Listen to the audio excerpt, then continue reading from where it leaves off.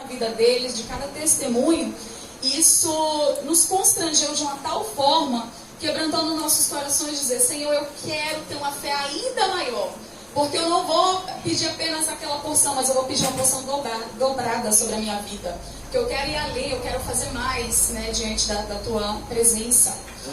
E o testemunho que eu tenho para contar essa noite foi uma situação que aconteceu em meu trabalho, de perseguição, né, da minha chefia, da minha gerência. Foi um período de muita turbulência, de muita agitação na minha alma, onde muitas noites eu não conseguia dormir, na preocupação de ser a maior provedora hoje na minha casa, na minha família, para ajudar Edson no ministério dele, para ajudar ele a continuar nos caminhos do Senhor, porque ele é músico. E muitas vezes as propostas batiam na nossa casa para ele aceitar um trabalho lá fora. Eu disse: se você não tem como servir a dois deuses, né? Você não tem como servir ao Senhor e servir ao mundo. Estamos aqui, a mesma promessa que Deus colocou na minha vida está sobre a sua vida também, porque hoje a gente é um só. Então vamos passar pela dificuldade, mas vamos passar com Deus. Um momento a gente vai estar aflito. Confesso que hoje meu coração estava ali um pouquinho apertado. A gente olha um pouquinho para o nosso financeiro, para as nossas lutas, e diz: mas o Senhor está na frente, estamos aqui. Eu já decreto, eu já profetizo que está tudo sendo pago. Aleluia.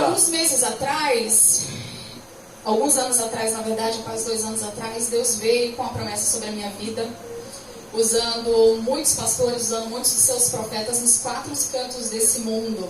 Assistia várias lives durante o período da pandemia, e Deus falou que entraria na minha vida espiritual, na minha vida profissional, na minha vida financeira e na minha vida sentimental.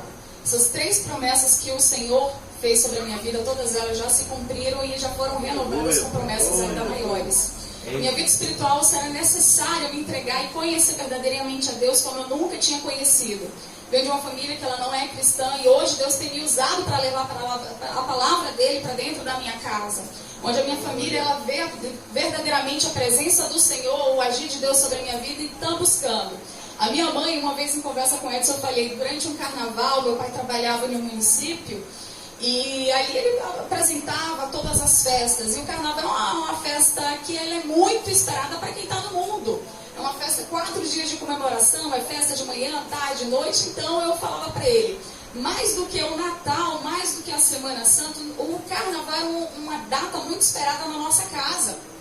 E eu lembro que aos 9 anos de idade eu estava indo para a Assembleia de Deus lá no interiorzinho que a gente morava, e meu pai se inquietou com aquilo, falando: não aceito. Eu disse: mas pai, por quê? Eu ainda criança, com a irmã adolescente, minha irmã tinha lá seus 14 anos de idade, e juntas íamos, né? E diante da proibição dele, o pastor da igreja foi lá e falou: olha, a gente se responsabiliza, não te preocupa, que a gente vai cuidar das meninas como se fossem nossas filhas. E meu pai: não permitindo a gente ir para aquele culto. E eu sempre me indagava com aquilo: mas por quê? Mas por quê? Você está ali para ouvir a palavra de Deus, é uma coisa boa. Todos os pais querem que os filhos cresçam, né, diante da presença.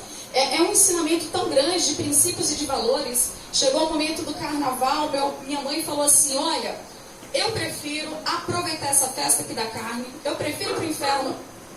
Eu sei que ela falou aquilo dali perante a ignorância, não tendo entendimento, mas aquilo dali me impactou tanto, com 9 anos de idade, aquilo que ela falou: eu prefiro ir para o inferno, me aproveitando o carnaval, do que ir para uma igreja ficar com vários crentes. Ela não sabia que hoje eu seria essa pessoa usada por Deus, e hoje ela se entregou ao Senhor e é uma pessoa que busca cada vez mais a presença de Deus para a honra e glória do Senhor.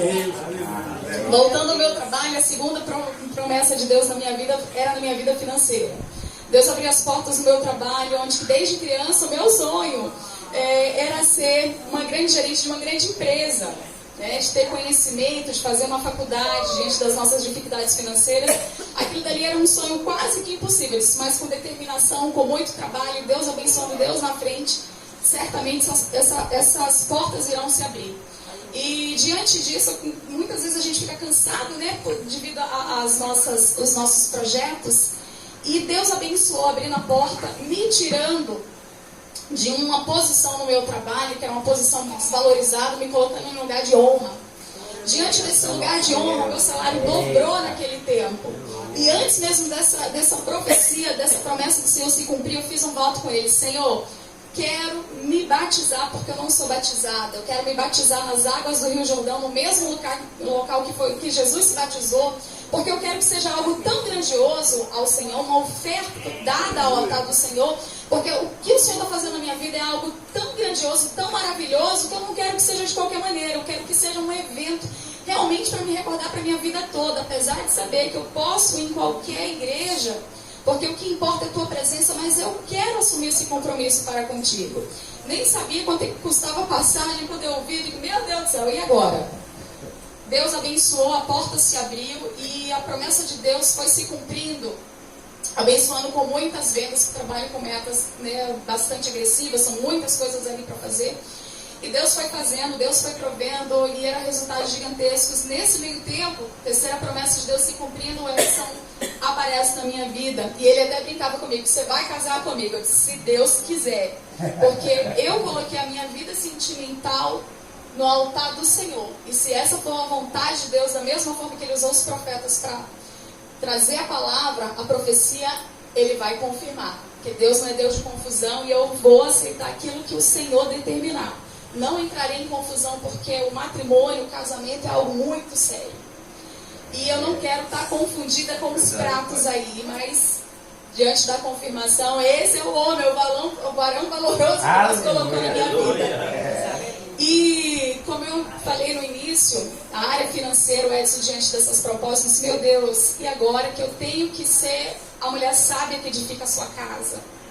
Dai-me força, me ajuda a ter força, me ajuda a ter maturidade e a aguentar as situações. E o inimigo é muito sujo para frustrar os planos de Deus, para te desanimar perante dos caminhos. E também eu acredito que Deus muitas vezes permite situações acontecerem na tua vida para que você cresça diante da presença dele, porque eu estava sendo ainda uma bebê, uma neném diante da presença do Senhor. E diante dessa promessa de Deus, os meus resultados do meu trabalho começaram a chamar a atenção da diretoria. Como é que pode uma menina que saiu de um caixa, veio para um atendimento de gerência, que é um cargo importante para a gente, é uma posição que traz muita rentabilidade para a empresa, se brincar é o maior cargo que traz a maior rentabilidade para dentro da nossa empresa, atingir resultados tão gigantescos. O que ela está fazendo? A minha chefe, a minha gerente no tempo, ficou incomodada com aquilo. Diante da vaidade que estava no coração dela, ela ficou incomodada com aquilo. Nossa, mas eu sou a chefe dela, eu sou a gerente geral. Como é que pode? Ela está tendo resultados melhores do que o meu. E eu falava, olha, isso aqui quem fez na minha vida foi Deus, isso aqui é provisão de Deus. Eu sempre levei a palavra do Senhor ali. Ela me fez até o convite de ir na casa dela, e eu e o Edson fomos, oramos com ela, adoramos o Senhor ali, oramos pela vida dela para Deus entrar. Mas o coração dela se corrompeu de uma forma tão grandiosa que ela começou a me difamar diante da minha equipe, diante das pessoas no meu trabalho. O ambiente ficou insustentável. Não sendo o suficiente, a pessoa começou a fazer trabalhos, obras malignas para afetar a minha vida. E a presença ali era tão terrível, que tinha dias só de acordar, pensar de trabalho, meu Deus, eu não quero nem passar perto ali. Eu não aguento ir para o meu trabalho, era algo que eu amava estar ali trabalhando. Muitas vezes atendia clientes antes do meu horário de trabalho, atendia depois, e eu disse, Senhor, eu não estou aguentando estar no meu trabalho. Eu estava no meu trabalho, era uma dor de cabeça, um cansaço, uma indisposição, uma angústia, uma ira, uma vontade de sair correndo. Eu disse, Senhor, o Senhor que abriu essa porta. O Senhor abriu essa porta aqui para mim e eu não posso sair daqui de qualquer maneira. Não posso desonrar o teu nome, porque o Senhor que proveu essa porta aqui, que o Senhor abriu para mim. Como é que eu vou contar um testemunho se isso está acontecendo? E ali eu entendi que eu precisava ser forte, porque Deus estava comigo e aquela situação iria passar. Porque todas as coisas cooperam para o bem. E diante daquilo eu disse, eu vou orar. Em algum momento o nosso coração, meu Deus, pega aquela pessoa ali, vai e queima, Senhor. Mas não é assim, dessa maneira que Deus age. Ali é o momento que você provar se você é realmente filho de Deus ou não, se você realmente acredita em Deus ou não, se você realmente estudou a palavra do Senhor, está com o coração mesmo no Senhor ou não. E eu disse, Senhor, já não importa mais essas tribulações no meu trabalho, já não importa mais as perseguições, já não importa o que estão dizendo de mim, já não importa mais a questão financeira que foi afetada, porque à medida que você não atinge as metas, à medida que você não atinge o que se espera ali do seu trabalho, você também não está cumprindo com o seu contrato de trabalho. Eu disse, muito provavelmente serei demitida, fiquei 5 meses sem bater meta. Quem trabalha com meta sabe. 1 mês você já fica mal visto, 2 meses seguidos é sinal de alerta, 3 meses é que nem sinal de trânsito, já é um sinal vermelho para te cortar e ser demitida. 5 meses no meu trabalho é uma coisa que eu nunca vi ninguém ficar. 5 meses sem bater uma meta e não ser demitido, por muito menos, por tão pouca coisa. Pessoas são descartadas e vêm outras pessoas porque você é um número ali. A questão do fator humano não é o principal, porque uma empresa ela não vai se sustentar apenas, olha, você é uma boa pessoa. Ela precisa também do resultado e a gente tem que ter essa maturidade, dessa compreensão. Eu disse, Senhor, eu não estou cumprindo com o meu trabalho. Por vezes eu quis pedir demissão e sair dali. Senhor, pelo menos eu vou chegar e pedir demissão. E eu me lembrei, disse, não faça isso. Porque a porta que eu abro, ninguém fecha. E a porta que eu fecho, ninguém abre. E eu vou permanecer até o fim. Porque se for da tua vontade eu permanecer, o Senhor vai me manter, vai virar esse cenário. Porque eu serei fiel no Senhor a todo tempo. Mas se também for para mim permanecer aqui nesse lugar, eu sei que o Senhor vai estar comigo. Se não for, está tudo bem, que eu sei que o Senhor vai abrir uma outra porta. Não tem problema. Diante disso, eu pedi ao Senhor, dá-me mudança de mentalidade para aguentar essas situações. Porque eu me via murmurando, reclamando, abatida, me entregando àquela situação. Eu disse, não. Ser valente, ser forte e corajosa diante das tribulações, adorar o nome do Senhor, glorificar o nome dEle. Nada mais importa a não ser a presença dEle, porque Jesus falou que nesse mundo tereis aflições, mas tem de bom ânimo. O Senhor traz o ânimo, traz alegria, traz força para mim. Coloca, Senhor Jesus, conforto no meu coração, que eu vou marchar, porque a ordem é para marchar e não é para parar no meio do deserto.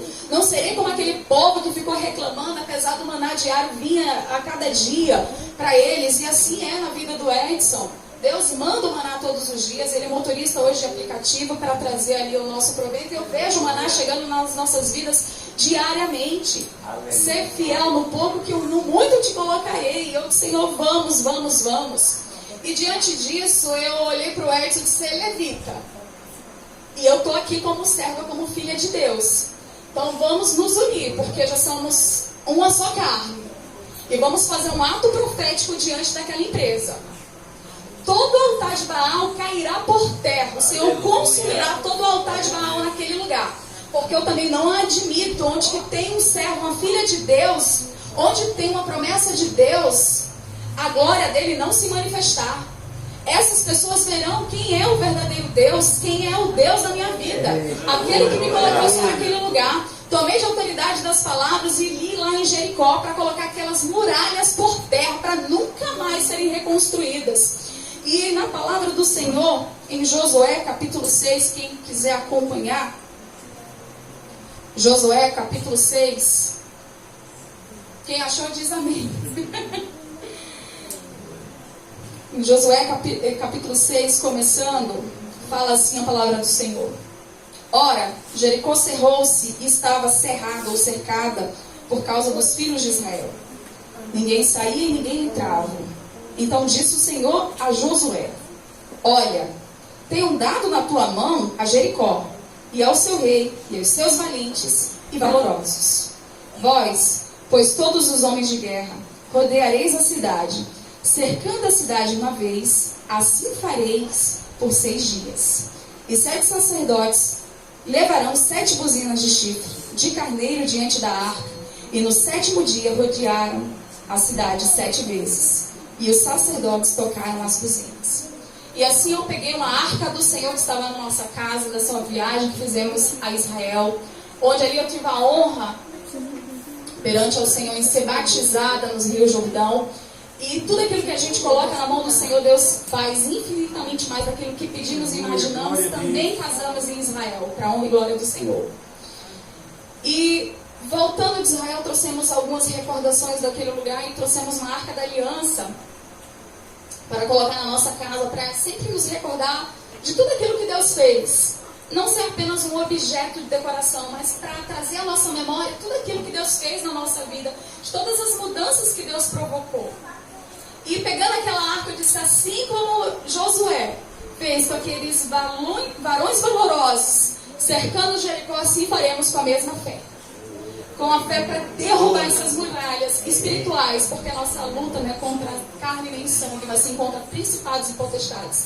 Eu disse, todo mal que foi invocado diante desse lugar sairá. Vai embora, vai bater em retirada, porque a presença do Senhor vai parar nesse lugar, em nome de Jesus. E assim pegamos a arca do Senhor, colocamos músicas dos chofares, dos verdadeiros chofares, colocamos aquela música e rodeamos durante 6 dias em jejum aquele lugar. Sempre no mesmo horário, cercamos todo o circuito do meu trabalho, todo aquele quarteirão durante 6 dias, dando uma volta, assim como o pessoal fez, como Israel fez diante de Jericó. No 7º dia, rodeamos aquele lugar durante 7 vezes, gritando glórias ao nome de Jesus. E eis que toda a estrutura que foi levantada ali de Jericó caiu por terra. Deus moveu a mulher do lugar, mandando para outro lugar. E finalmente a glória de Deus pairou sobre aquele lugar, onde todos puderam ver a mudança de cenário. Onde antes não conseguia bater meta, agora a meta não era apenas uma coisa, no mínimo, no necessário. Eu disse, Senhor, eu poderia te pedir o pequeno, mas a minha fé também vai ser pequena. Eu vou te pedir para colocar no muito, para que as pessoas não tenham dúvidas que só o Senhor que faria isso. Para não ter dúvidas que não foi outra pessoa que lá no passado que produziu, mas que foi o Senhor, porque tudo isso aqui, apesar dos meus estudos, dos meus títulos, das minhas certificações de estudos, ela não é nada. Não é nada, porque essas produções que eu preciso, eu confesso que eu não tenho tamanho conhecimento, mas o Senhor tem, porque o Senhor é dono de toda a sabedoria. E para a honra e glória do Senhor, fui acreditando, por vezes com o coração ali machucado, mas eu fui confiando no Senhor, confiando verdadeiramente no Senhor, e Deus fez essa mudança de cenário. Em janeiro foram mais de 1.300 pontos, onde Deus, para a honra e glória do Senhor, me fez ser destaque em um dos itens que era seguros na minha área, e toda regional teve que ver a glória do Senhor. E eu agradecendo a Deus. Fevereiro os resultados estão sendo apurados, mas foi um resultado ainda maior. E até aqui o Senhor me sustentou. Aleluia. Quero agradecer a minha oportunidade. Então, você pode aplaudir a Deus, igreja? Obrigado, meu amor. Se a gente quiser ir embora agora, a gente já pode ir, porque depois dessa palavra, né, já foi. Mas esse é o tamanho do nosso Deus. Eu pedi para que ela testemunhasse, porque isso faz parte da introdução da palavra. Não estava nada combinado, tá? Não estava nada combinado. É Deus que faz as coisas. E dizer que está aqui é de uma grande responsabilidade. Eu estou aqui com tremor e temor, porque a palavra do Senhor diz que muitos são escolhidos, muitos são chamados, mas poucos são escolhidos. Os muitos chamados foram alcançados pelos poucos escolhidos. E você está aqui porque Deus te trouxe aqui.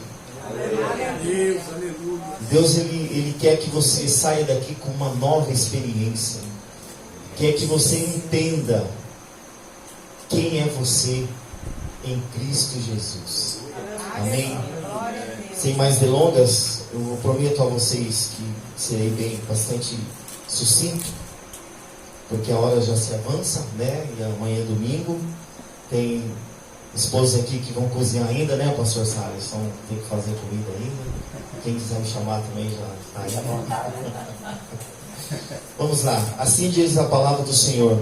Em Marcos capítulo 9.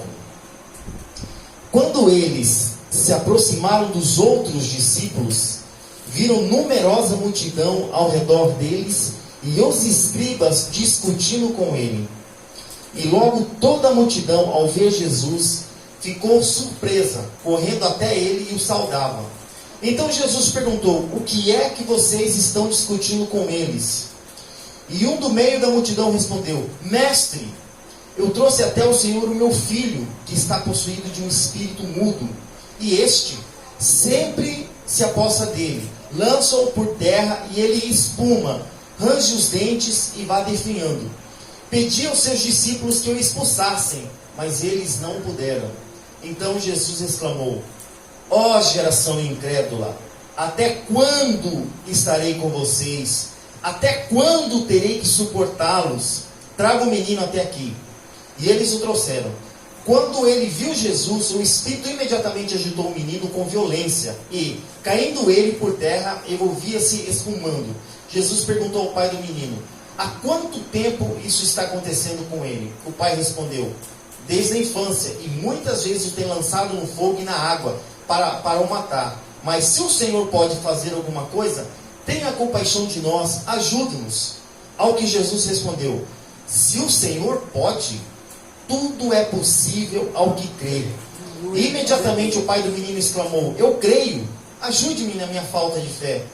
Vendo Jesus, muita gente estava se reunindo, repreendeu o espírito imundo, dizendo: espírito mudo e surdo, eu ordeno a você, saia deste menino e nunca mais entre nele. E ele, gritando, agitando muito, saiu, deixando como se estivesse morto, a ponto de muitos dizerem: morreu. Mas Jesus, tomando-o pela mão, ergueu e ele se levantou. Pai, no nome de Jesus, nesta hora queremos entregar, Senhor, esta palavra. Entendemos, ó Deus, que a fé vem para ouvir a palavra do Senhor. Usa-nos, Senhor, usa-me, Senhor, nesta noite, para estar entregando, Senhor, essa palavra que irá de encontro aos corações, ó Deus, incrédulos, aos corações, ó Deus, que não têm esperança, aos corações, ó Deus, que precisam, ó Deus, ser libertos, ser curados, em nome de Jesus, ó Pai, que a Tua presença reina nesse lugar, hoje e sempre, em nome de Jesus, amém. Amém. Glória a Deus. Há uma unção poderosa nesse lugar. Há uma presença poderosa nesse lugar. E eu quero que você entenda que o que Deus vai fazer nesta noite vai ser algo talvez que você nunca tenha vivido na sua vida. E é maravilhoso, porque a Bíblia, a palavra do Senhor, ela é um ensino para as nossas vidas. Lá em Romanos diz que todos os fatos históricos que estão na Bíblia, né, pastor Antônio, são para o nosso ensino. São para o nosso ensino. E que nessa noite o Senhor possa abrir os olhos do seu coração, abrir os seus olhos da fé. Amém? Eu quero aqui destacar o versículo 14, que diz assim: quando eles se aproximaram dos outros discípulos, viram numerosa multidão ao redor deles e os escribas discutindo com ele. Aqui mostra, se você ler um pouquinho lá atrás, o capítulo 9, nos mostra que Jesus estava no monte orando. Ele ficou mais ou menos 6 dias no monte orando.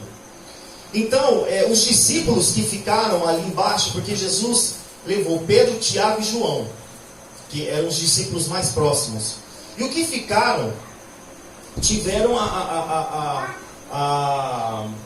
missão, no caso de estar fazendo curas e milagres em nome de Jesus, porque havia uma autoridade na vida dos discípulos.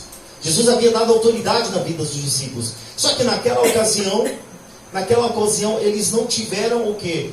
Êxito, né? Sucesso ao tentar expulsar aquele demônio. E isso chamou bastante a atenção do Pai. Tipo, mas cadê Jesus? A multidão que estava lá se perguntava: cadê Jesus? Né? E Jesus, por isso que o versículo 14 diz que quando eles se aproximavam, quem estava se aproximando? Jesus, Pedro, Tiago e João.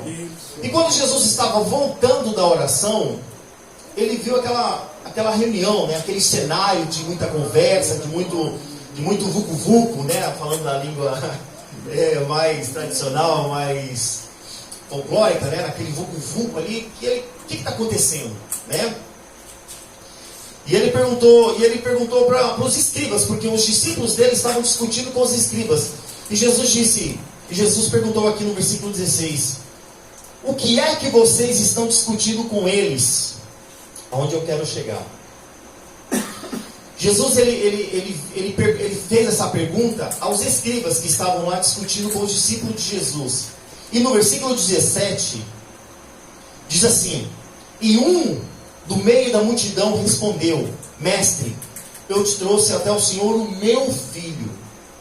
Você entendeu que a atitude desse pai fez com que ele não se importasse com as pessoas, e ele entrou na frente de Jesus. Jesus fez uma pergunta: o que é que vocês estão discutindo com ele? E esse homem entendeu que ele precisava ter uma atitude. E essa atitude foi o quê? Mestre, ele praticamente foi talvez um mal educado, né? Quando talvez você já se deparou conversando com alguém, vem uma outra pessoa assim e fala: mas peraí, né? Conversa, ele está aqui com você. E esse homem fez isso. Por quê? Porque ele estava desesperado. Ele estava aflito. Porque naquela época, as possessões malignas começaram a surgir na época no ministério de Jesus. Se você for estudar o Antigo Testamento, você não vai ver muita manifestação de demônios. Você vai ver ali, talvez com uma vontade de Deus, a permissão de Deus, Saul sendo ali perturbado por demônios. E só. Então, esse evento para com as pessoas na época não era muito comum. Não era. Então, eu posso dizer para vocês que não é fácil. Não é fácil. A pastora Ramona, o pastor Juliano, né, já teve experiências assim com libertação, né, o pastor também, o pastor Antônio. Eu também já tive muita experiência. Na época eu participava do ministério que todo mês havia um encontro. E esses encontros haviam libertação. E uma vez eu estava orando, né, por uma pessoa, porque eram pessoas separadas para ter essa oração. E quando começávamos a expulsar demônio, aquela atmosfera de libertação, muitos demônios se manifestavam, assim ao ponto de até quem é mesmo crente muito antigo ia escandalizar, porque não é fácil. E eu lembro que tinha uma pessoa bem magrinha assim, e ela se enrolava que nem uma cobra no chão, e essa pessoa levantou e veio correndo e me deu uma voadora. E eu senti aquela voadora assim, mas eu lembro que eu não fui nem para trás, porque a gente estava tanto com a autoridade do Espírito Santo, que pelo nome de Jesus não acontecia nada. E aí você começa a entender o quão poderoso é, o quão maravilhoso é o nome de Jesus. É maravilhoso você entender que o nome de Jesus é capaz de fazer coisas assim inimagináveis, pelo nome e pelo poder que é no nome de Jesus. Porque a palavra do Senhor diz, né? Que o nome de Jesus é nome sobre todo nome. Amém? E aqui esse pai estava desesperado. Ele estava assim: mestre, né? Eu estou aqui com meu filho. Eu estou aqui com meu filho endemoniado já há muito tempo. E os seus discípulos não conseguiram expulsar, não conseguiram fazer absolutamente nada, né? E Jesus disse assim, no versículo 19: ó geração incrédula, até quando estarei com vocês? Até quando terei que suportá-los? Traga o menino até aqui. Você vê um pouquinho de indignação de Jesus? Porque se você entrar na história mesmo da Bíblia, fora o pecado que Deus não gosta, fora as pessoas carnais, fora a relação à iniquidade que Deus não gosta, existe algo que Deus fica triste, que é o quê? A nossa falta de fé. A nossa falta de fé. A palavra diz que a nossa falta de fé faz com que Deus se entristeça com a gente. Ele disse aqui: ó geração incrédula. E se você ver um pouco a história de Moisés, quando o povo do Egito quando o povo de Israel sai do Egito, o que acontece? Deus fez os milagres das 10 pragas. Deus fez o céu, vir fogo do céu para proteger o povo. E mesmo assim, diante do mar, o que aconteceu? Eles começaram a murmurar. Eles começaram a pensar: meu Deus, e agora? Ao ponto de Moisés chegar assim: Jesus, Deus, o que eu faço agora? O que Deus fala para Moisés? Moisés, por que você está orando? Eu já não falei para você? Pega esse povo, diga para o povo marchar. Glória a Deus, aleluia. Será que você não consegue entender o que eu já fiz para você? Você tem que entender que a promessa já foi dada. Qual é a promessa? Que eu vou tirar vocês daí e vou colocar para uma terra que emana leite e mel. Talvez Deus já tenha promessa na sua vida. Deus já falou com você. Deus já te disse, já usou profetas, já você ouviu de repente até numa placa de caminhão, Deus falando com você. E você está ali, Deus, e agora? O que eu faço? Enfim. E uma coisa que entristece o coração de Deus é a nossa falta de fé. E Jesus respondeu para ele: há quanto tempo isso está acontecendo com ele? O pai respondeu: desde a infância. E muitas vezes o tem lançado no fogo e na água para o matar. Mas se o Senhor pode fazer alguma coisa, tenha compaixão de nós e ajude-nos. Vamos lá. Ele fez essa pergunta. Mas se o Senhor pode fazer alguma coisa, tenha compaixão de nós. Jesus disse: é o quê? Como é que é? Quer dizer que você está querendo passar a responsabilidade para mim? Você está querendo dizer que se eu posso fazer alguma coisa? Você está entendendo? Está entendendo onde Jesus quer falar? Aqui ele disse assim: se o Senhor pode, tudo é possível ao que crê. O que eu quero dizer com isso? Que a responsabilidade de crer é nossa. É nossa. É nossa. O ser é ali, né? Se creres, verás a glória de Deus. É uma condição. A palavra do Senhor diz lá em João: se creres, verás a glória de Deus. Mas se você não crer, o que vai acontecer? Você não vai ver. Você não vai ver a glória de Deus se você não crer. Aqui é Bíblia. Então a atitude desse pai desesperador, ele falou assim: Jesus, mas então me ajuda na minha falta de fé. Você precisa reconhecer, se você não tem fé, peça a Deus. Peça a Deus. Porque é impossível você entrar na presença de Deus, é impossível você entrar na casa de Deus, que é uma casa de oração, e não ser abençoado. Mas para isso acontecer, você precisa entender que a responsabilidade de você ter a cura, ter a libertação, ter qualquer coisa que tem na sua vida, seja física, seja emocional, é de sua responsabilidade. Isso é forte. Isso é forte, porque a Bíblia fala que o justo viverá o quê? Pela fé. Pela fé. Então tudo já foi conquistado na cruz. Vou baixar um pouquinho, está dando o microfone aqui. Tudo já foi conquistado na cruz. Amém? Amém. Então o que podemos aqui entender então? Que a responsabilidade de crer, a responsabilidade do sobrenatural acontecer na minha, na sua vida, é nossa, é minha, é sua. Entenda que sem fé é impossível agradar a Deus. A palavra do Senhor diz lá em Marcos, que foi um dos primeiros versículos que eu aprendi quando eu tinha 5 ou 6 anos, que meu pai botava para estudar, né, que fala que ide por todo mundo, pregar o evangelho a toda criatura, quem for batizado será salvo, quem não crer será condenado. Estes sinais seguirão os que creem em meu nome: expulsarão demônios, falarão novas línguas. E se falarão novas línguas, muitas pessoas falam que é a língua dos santos, mas falam em línguas, inglês, espanhol, em hebraico, em aramaico, falarão novas línguas. E se beberem alguma coisa mortífera, não lhe falar dano algum. Porão as mãos sobre os enfermos, os curarão. Tudo isso é uma promessa pelo nome de Jesus. Se você estudar a Bíblia, você vai ver que o resultado da fé do século de Jericó, que foi a atitude. A atitude. Então você vê a mulher do fluxo de sangue, foi a atitude. Se você vê a cura do servo do centurião, foi o que? Atitude. Então não adianta você estar no lugar certo, com a pessoa certa, com os homens de Deus certo, se você tiver uma atitude errada.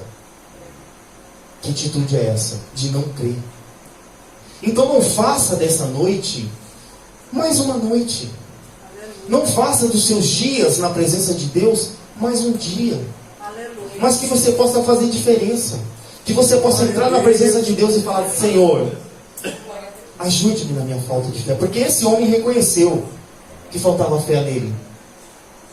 Mas Eu costumo dizer que o Senhor Jesus ele já nos deu o exemplo da fé da mostarda, né? Da semente de mostarda. Se você tiver fé do tamanho de mostarda, se você dizer esse monte, erga-te, ele vai fazer. Por quê? Porque o nome de Jesus há poder. Então entenda nesta noite que se você quiser, você pode ser diferente. Se creres, verás a glória de Deus. Então entenda, a responsabilidade do milagre de Deus acontecer é sua. É sua.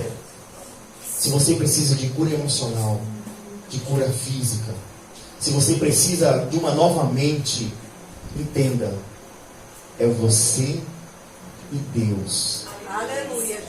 Amém? Amém. Essa palavra é muito longa, dá pra gente assim mergulhar, né? Mas a hora já é avançada. Mas eu quero que você saia daqui entendendo que a responsabilidade de crer, que a responsabilidade da fé crescer em você, é você que é o responsável. Eu queria que você se colocasse em pé nesta hora. Quero chamar aqui o profeta Juliano. E vamos orar nesta hora. Vamos colocar as mãos nos enfermos. Vamos colocar as mãos nas pessoas que sentem algum tipo de deficiência emocional.